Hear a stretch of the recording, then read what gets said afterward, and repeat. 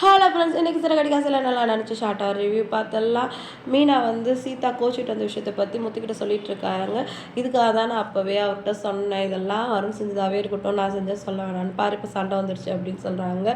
சீதா கிட்ட நீ சொல்ல வேண்டியதானே அப்படின்னு கேட்கவும், இப்போ கல்யாணம் ஆகி அவள் ஒரு முடிவு எடுக்கிறாளோ போயிட்டா, இப்போல்லாம் எங்கள் என் பேச்சை கேட்க போகிறா அப்படின்னு சொல்லிட்டு நீங்கள் கூட தான் என்கிட்ட குடிச்சிட்டு வந்து அடிக்கடி சண்டை போடுறீங்க.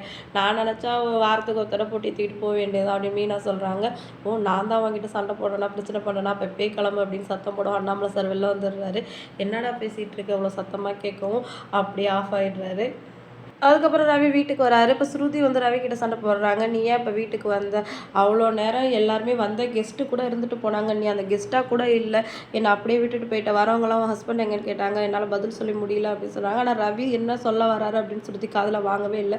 ஒரு 10 நிமிஷம் நான் என்ன சொல்கிறேன்னு கேளு, அங்கே என்ன நடந்துச்சு தெரியுமா அப்படின்னு கேட்கவும், எனக்கு எதுவுமே தெரிஞ்சுக்க வேணாம், நீ அந்த நீத்து பின்னாடியே போயிட்டல, இப்போ உன் பாஸ் பர்மிஷன் கொடுத்துட்டாலாம், நீ வீட்டுக்கு போ அப்படின்னு சொல்லிட்டு அப்படின்னு சண்டை போடுறாங்க. ஒரு 10 நிமிஷம் நான் என்ன சொல்ல வரேன்னு கேட்கலன்னா இன்னும் உங்ககிட்ட பேசி பிரயோஜனமே இல்லை அப்படின்னு சொல்லிட்டு ரவி வந்து கோவமாக படுத்துடுறாரு. ஸ்ருதியும் பயங்கரமாக டென்ஷன் ஆகிடுறாங்க. அடுத்து வந்து பார்வதி வீட்டுக்கு வந்து விஜயா போயிருக்காங்க. அப்போ சிவன் வந்து பார்வதி கிட்ட பேசிகிட்டு இருக்காரு. நீங்கள் நேற்றைய கோல்டில் இருமிட்டு இருந்தீங்களா, அதான் அவங்களுக்கு வந்து சூப் வச்சு எடுத்துகிட்டு வந்த சொல்லிட்டு இதை பார்த்தோன்னே விஜய் செம்மையாக கடுப்பாயிடுறாங்க. அவங்கள கூப்பிட்டு வான் பண்ணுறாங்க. அவங்க 2 பேர்ட்டையும் பேசினேன். ஆல்ரெடி நான் வந்து டான்ஸ் கிளாஸ் நடத்தினேன், அதில் இப்படி தான் பிரச்சனை வந்துச்சு, நீங்கள் நடந்துக்கிறது எனக்கு சுத்தமாக பிடிக்கல அப்படின்னு சொல்லவும், நாங்கள் 2 பேரும் ஃப்ரெண்ட்ஸாக தான் பழகுறோம், இதை வந்து யாருக்கும் ப்ரூவ் பண்ணணும் எங்களுக்கு அவசியம் இல்லை அப்படின்னு சொல்லிட்டு சிவன் சொல்லிடுறாரு. பார்வதியும் அதே தான் சொல்கிறாங்க. அதுக்கு நடுவில் வந்து ஸ்ருதியோட அப்பா அம்மா வந்து விஜயா பார்க்க வராங்க. அவங்க வந்து ரவியோட நடவடிக்கை சரி கிடையாது, அவர் ஏன் அங்கே வேலை பார்க்கணும், ஸ்ருதியோட ஹோட்டலில் வந்து ஓனராக இருக்கலாம்ல, எங்கள் சொத்தெல்லாம் அவருக்கு தானே அப்படின்னு சொன்ன உடனே அப்படியே விஜயா மேலே பறக்க ஆரம்பிச்சிடுறாங்க. அவர் வேறு எங்கேயாவது வேறு ஏதாவது வேலை செஞ்சால் கூட பரவாயில்ல, அதே ஹோட்டலில் வேறு எங்கேயோ செஃப்பாக தானே வேலை பார்க்குறாரு, அதுக்கு இங்கே வந்து ஓனராக இருக்கலாம்ல அப்படி சொன்னல. விஜயா நான் பேசி பார்க்குறேன் அப்படி சொல்கிறாங்க. அடுத்து வந்து வீட்டில் மனோஜ் ரோஹினியும் பிஸ்னஸ் பற்றி பேசிகிட்டு இருக்காங்க.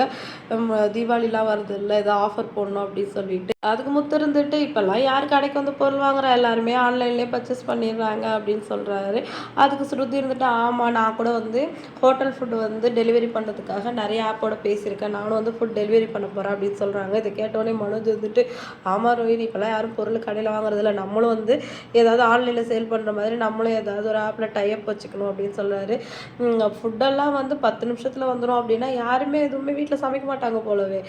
இனிமேல் கடையில் மிக்ஸி கிரைண்டர் இதெல்லாம் சேல் ஆகாது அப்படின்னு சொன்ன உடனே மனோஜ் வந்து அப்படியே பார்த்தியா ரோஹினி, நம்ம வியாபாரம் வந்து டல் அடிச்சிடுமா அப்படின்னு கேட்கவும், அதெல்லாம் ஹை கிளாஸில் தான், அப்படி மிடில் கிளாஸ்காரங்க வந்து வாங்குற பொருளை வாங்கிட்டு தான் இருப்பாங்க, அவங்கள நம்பி தான் வந்து எல்லா பொருளாதாரமும் போயிட்டுருக்கு அப்படின்னு ரோஹினி சொல்கிறாங்க.